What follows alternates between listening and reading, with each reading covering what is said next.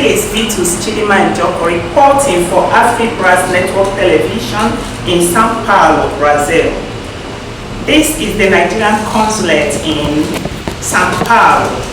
This consulate was established here 4 years ago and has ever been under the leadership of the Honorable Consul General Muntari Abdul Kaita.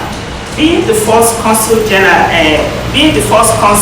in São Paulo, the Consul General passed through many challenges and pressures. Sometimes the tide was high and other times the tide was low, but he was able to persevere and paddle the boat of his leadership to the end of his diplomatic mission.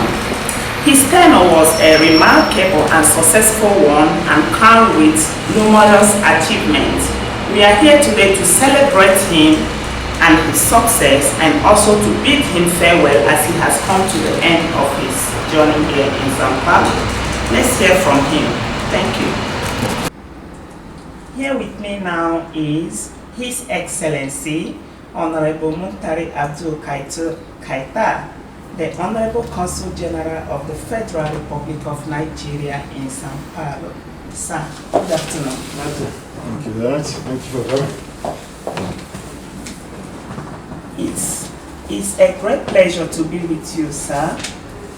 And we want to use this opportunity to thank you for your services to all Nigerians here in São Paulo. You really brought the government to our doorsteps. We are very proud of you. We appreciate your support. We appreciate your help. We appreciate your companionship and love that you showed us. And at this time that you have come to the end of your services or diplomatic mission here, we have come to celebrate you and to bid you farewell. And at the same time, we would like to share with you some of the experiences you have here in São Paulo. And I would like to take you through some of these questions, if you don't mind. Okay. Firstly, I would like you to tell us your experiences here in São Paulo. What were your strengths? What were your weaknesses? When you first entered here, you know, it's not an English-speaking country. How did you manage? What were your experiences? Well, thank you very much. It has been a very challenging assignment. You know, when I first came, I was alone. There was nobody to assist me. As you rightly pointed out, the consulate was open about 3.5 years ago. Yes. And I was assigned to come here and open the consulate. So it was a big challenge. But of course, you know, as a diplomat, you are trained to serve in all kinds of situations in all sorts of countries. And notwithstanding, we had an embassy that was supporting us at that time. We had to go to Brazil, sit with the ambassador there, discuss at length on what to do, how to do about it. And they had also a representative here in São Paulo who speaks the language, who has been doing well. And so I teamed up with him before the arrival of the officers here. That was how we started. Okay. Secondly, I want you to tell us what is the socio-economic relationship between Nigeria and Brazil at the time of your arrival, and what is it actually now that you're about to leave? No, the socio-economic and diplomatic relations between Nigeria and Brazil have been ongoing for many years. And like I said, the embassy is there. So they have been operating at the optimal level, doing their best to strengthen the relationship between Nigeria and Brazil. But you see, they are in Brasilia. Most of the Nigerians living in in Brazil are in this area, Sao Paulo Yes. state. So bringing the consulate here is another way of reaching out to Nigerians. Yes, like I said, And you also, brought the government yes, to our to- doorstep. and also not only Nigerians, but also Brazilians. Yes, Now you have reduced the distance for them to go to Brazil to get visa. it's You true. have reduced the distance for them to come and ask for to ask questions concerning economic activities, investments. Not to talk of Nigerians that are here. And you know, shortly after I arrived and we started operating, the consular section started working, started issuing visas, started issuing consular letters and ETCs. So most Nigerians that had to travel long distance to Brazil now find it much easier, much cheaper Yes. to come to the consulate Yes, and attend and receive those services and spend 1.5 days traveling. And in fact, that was what the government saw. They look, why don't we take this in closer and reduce the burden on Nigerians? So it was on the basis of that that the government decided and approached the Brazilian government and they agreed to allow the consulate to be sited here. So most Nigerians really found it very, very convenient that the consulate was here. Okay. I would like to ask you another question. You know, there are no direct flights from Nigeria to here or from here to Nigeria. I want to know if it has any implication on the socio-economic or business relationship between the two countries. Absolutely. Absolutely. You know, if you have direct flight, it eases transportation between two countries, no matter which country you're talking about. Yes. But in a situation where you don't have it, then you rely on other airlines to transport either Brazilians from here to Nigeria or Nigerians coming here for business. In fact, we had a lot of inquiries on when are we going to have a direct flight to Nigeria. But don't forget, this is a business venture. Yes. These people, the airlines, operate on the basis of what they will make out of the service they will provide.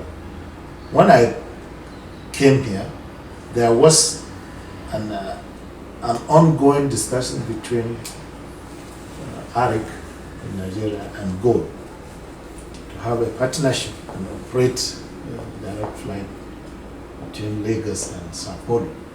Somehow along the line, it didn't materialize. Later on, we had some Nigerians who were interested to team up with a Brazilian to have a charter flight. They started working on it for about 6 months. They were trying to get the necessary approvals and also the money to operate a charter flight. That one also didn't work out because of the cost involved, and you know, it's much easier to have a scheduled flight than a charter flight. So that one also didn't work out. Now, towards the end of last year, we received an information that the government of Nigeria had indicated an aviation company, an airline, Really? an airline that will operate Sao Paulo, Lagos route. Wow. Well, we got the information, but up to now we have not seen them to come and start negotiations, because this is something you have to negotiate and discuss and approve, get the necessary approvals. But that was all we had. But up to today, nothing. But really, it impact a lot, because now you take a longer route to get to Nigeria. Anywhere you go, except maybe if you take up Ethiopian airline that goes to Lome and then from Lome, but it's not the best. We want a system that you jump onto the aircraft today, and in 7 hours, 8 maximum, you are in Lagos, or Abuja, and then continue with your business. Instead of you go any route you go, you spend the night there. So we hope that at least this arrangement the current government is really will work, so that at least it eases up this issue of having Brazilians reluctant to go to Nigeria because of the cost of going through other routes, and also not too. It adds up. The cost adds up. Apart from the business they are going to do.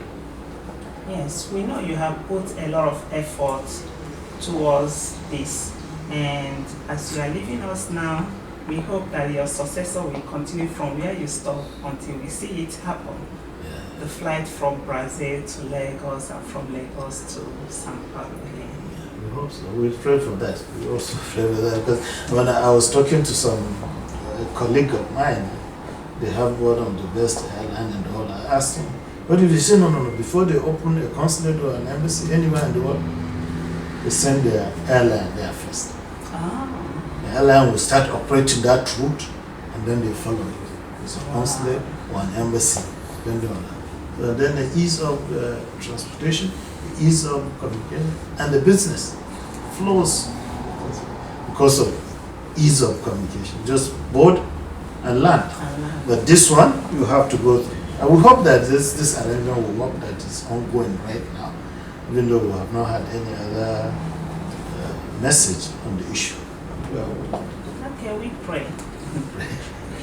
So what will you miss most in Sao Paulo? You know, Sao Paulo is a mega city. And those cities have their own life. They operate differently. Those cities are bubbling with activities. Yes. You know, if you live in Sao Paulo, you don't want to go to Brasilia or all those other cities in Brazil, because the action is here. This is where the business is. This is where almost other areas are just either administrative or just being part of the country. But in Sao Paulo, almost everybody have discussed with companies. I found out that even if they are based somewhere, they have offices here. They operate, their offices operate from here, even if their headquarters is anywhere. So I will miss a lot, really. I will miss a lot about Sao Paulo, its activities, a lot of things. The traffic, of course, those huge cities are prone to those kind of bad traffic situations. Those are some of the things that, and of course, you meet people. You meet people here and there, the kind of those who want to be close to you, those who want to be against you, those who want, so all sorts of people, you mix of them and you move. So it's just how you make out of it, what you make out of it, that makes you live in a situation or in a city, anywhere you find yourself.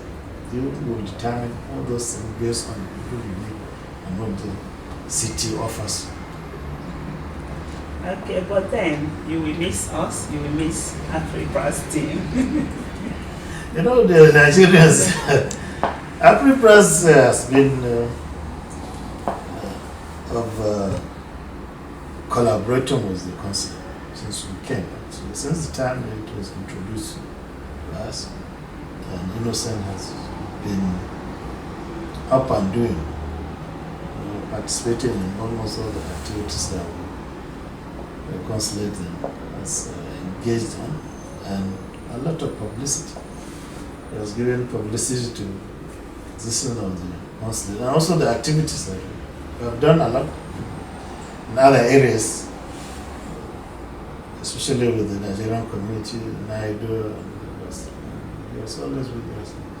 You can see the publications, you see us there, the consulate. So we are going to miss that. But I hope that the consulate will continue this relationship, because it's something that will be of good of benefit to the Nigerians and Nigerians. Okay, can you please tell us some of the Brazilian food, drinks, or culture you enjoy? Well, you know, one of the one thing that I found very interesting is this the Shua's career. Ah. Oh yes. Shua's.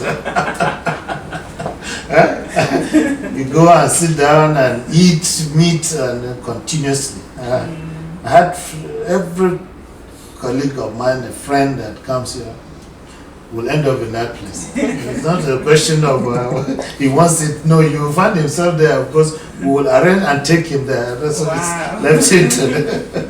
And I remember some of them would start calling Nigeria. Have you seen what I'm eating? Look, the meat is coming non-stop. So at least, and apart from here, I've seen a lot of interesting things. Really, the kind of food that you have in Brazil. Some of the things, some of the fruits, food items, I've never seen them. I saw them first here. I don't even know their names, but now I've seen, yes, because of I've never seen them, but I've seen a lot here. And of course, I know in Nigeria we don't have them, but everything that we have in Nigeria is also available here. So I didn't miss the food in Nigeria. I always go to the market and buy and adopt it here at home, and then wonderful thing they have almost. They have taken care of food as far as food is concerned in this country, so you don't have any problem. Thank you. So after here, where is your Nigeria. destination? Nigeria. Go to Nigeria. Home sweet home.